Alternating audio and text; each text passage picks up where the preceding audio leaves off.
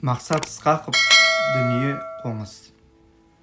Мың жерден жоғары білімің болса да, егер кеңсе қызметіне ебің болмаса, бір бүйрегің ауылға тартып тұрса, онда оны ешкім ұстап тұра алмайды екен. Ағамда дипломын алған соң 6-7 ай жұмыс істеп көрді. Болмағасын, ауылға кетем, мал бағам, шаруашылықпен айналсам, деп кесімді сөзін айтты. Оған ең бірінші боп мектеп бітіргелі отырған егіз інілерім мен ауылда қалған анам қатты қуанды. Әкеміз марқұм малды кісі болатын. Қорадан қой, сиыр үзілмейтін. Апта сайын мал базарын жағалап, арзандау, арықтау малдарды әкеп, бордақлап, үстіне ақша қосып сатып, бізді асырады.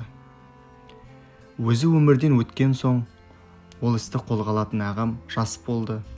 Анамыз шетінен сатып, бізді сонымен асырады. 2 сиырды қалдырып, соның сүтінен құрт, май жасап, қалаға өткізетін. Обалы не керек? Айналдырған 2 жылда ағамның қорасына шыр бітті. Бара салысымен несие алып, ескі қораның орнына жаңасын тұрғызды. Артылған ақшасына мал алды. Әрекетіне берекет берді. Көктем сайын қойлары қоздап, сиырлары бұзаулап, басына бас қосылып жатыр. Енді қой мен сиырға жылқы қосты. Асыл тұқымды ешкіден де алып тастаған, сүтінің литрін 1000 теңгеден таласып сатып алады. Ағам биыл 32 жасқа толады. Бойдақ, үйленетін ойы жоқ, есіл-дерті мал. Таң атқаннан түн түскенше қораны айналшықтап шықпайды. Үйдің жанында бос жатқан жерді сатып алған. Соған қора салдырып жатыр. Бәріне бір өзі шыж-быж болып жүгіреді де жүреді. Үйленсейші, сенімен жастылардың алды балаларын мектепке беріп қойды, деп анамыз айта-айта шаршады. Не қасына көмекші етіп адам алмайды, өз малыма өзімнен артық кімнің жаны ашиды деп жеңістік берер емес. Үйдегі 2 інім де қазір студент. Үшеуміз пәтер жалдап тұрамыз. Өз үйің болмағасын өте қиын екен. Пәтердің ақшасын бір күн кешіктірсек, қожайыны келіп діңкілдеп кетеді. Ішпей жемей, ай сайын соның қалтасына құйып отырмыз. Осы жағдайды өткенде мамама айтқам. Ағамның жағдайы жақсы ғой, шүкір, 1-2 жылқысын сатып жіберіп, бастапқы жарнасын құйып, пәтер әперсе болар еді. Сонда ай сайын квартираға құйған ақшаны өз үйіміздің несиесін жабуға жұмсар едік, дегем. Сөйтсе ағам ат-тонын ала қашыпты. Ол деген қырғын ақша, несиенің үстіне бірге-бір қосып төлеу керек, қымбатқа түсіп кетеді деп малының маңына жолатпапты. 4 баламен жесір қалғанда анам етсіз тамақ істемейтін. Килолап сатып әкелсе де 2-3 бөліп бергенге жіліктеп соғым алса да үйімізден ет үзілмеуші еді.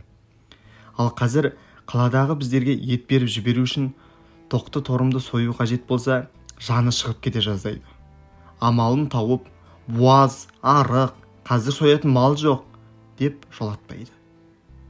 Басында біз мұнысын шын көретінбіз.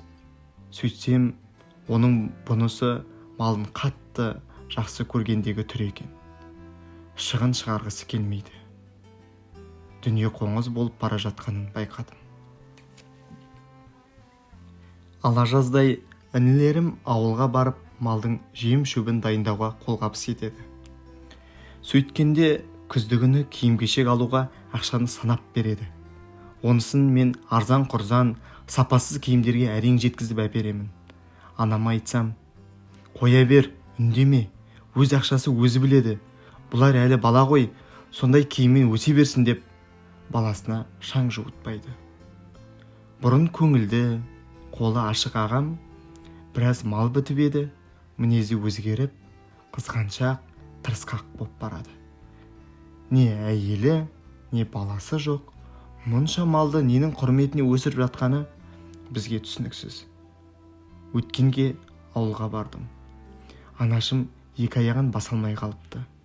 Азаннан кешке дейін үйдің бітпейтін тірлігі, ас ауқатының қамы мен бір демалмайды. Тізем қатты ауырады, жүрген сайын сықырлайды, түнде қақсап ұйықтатпайды деп қамығады. Қазір неше түрлі емдік заттар шығып кеткен екен ғой. Қалада бір танысым коррекциялық ұлтарақ сатып жатыр. Кигендердің бәрі мақтайды. Содан алдырып берейін, балаңызға айтыңыз, ақшасын берсін дегем. Сөйтсем ағам, ой Назерке не біледі дейсіз. Айта береді, біреу алдап сулап өтпей тұрған затын сатып жібергісі келген шығар. Малдар төлдеп болсын, қосын қалаға жіберіп дәрігерлерге көрсетем. Оған дейін шыдай тұрыңыз деп мәселені шешіп тастапты. Сонда сізден басқаның бәрі ақымақ, жалғыз өзіңіз ақылдысыз ба? Анамыз қашанға ауырып жүреді? Не үйленіп келін жұмсатыңыз, немесе тез қалаға жіберіп емдетіңіз деп алғаш рет қатты сөйледім. Не істейтінді өзім білем деп бетіме қайтарып тастады. Әттең студентпін, қалтамда ақшам жоқ. Әйтпесе соған мүлдем жалынбас едім. Шынымды айтайын ба, үйіміздің де жетісіп тұрған шамалы. Әкеме әкесінен қалған қара шаңырақ қой, сыртына әлек дейміз, ішіне әйтеуір сөйлеп жүріп тұсқаға жапсыратынбыз. Жеңіл-желпі ремонтпен тұр. Айналамыздағы жағдайы орта деген кісілердің өзі соңғы үлгімен үй салып айналасын жайнатып алған. Ал біздікі малын қызғыштай қорып отыр. Шынтап кірсе, бүкіл малына үй емес ұшақ сатып алуға болады. Күйеуге тиер болсам, мынау менің үйім деп көрсетуге ұялам. Не ішкенге, не кигенге қимаса, үйленіп бала шағасының рақатына жұмсамаса, бауырлары пәтер жағалап, тамақты үнемдеп жеп, анамыз қартайғанда қызмет қылып жүрсе, онда мыңғырған малыңнан не қайыр? Осыны ағам қашан ұғынар екен? Ақыры жақсы болсын. Назерке.